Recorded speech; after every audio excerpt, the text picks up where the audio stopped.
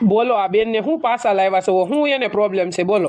Doctor સાહેબ તમે ઓલી વખતે અમે આવ્યા હતા ઇન્સ્ટાગ્રામ ડિલીટ મારવાનું હતું ઈ હાટું આવ્યા હતા તો તમે આને દવા કેવી આપી કાઈ ખબર નથી પડતી. ઇન્સ્ટાગ્રામ ડિલીટ મારવાની બદલે ફેસબુક ને સ્નેપચેટ ને એવું બધું ડાઉનલોડ કર્યું. હે ડોક્ટર એટલે અમે આવ્યા છે રીતે તમે દવા કેવી આપી કાઈ ખારી આપો ને બધું ડિલીટ મારી દે એવી.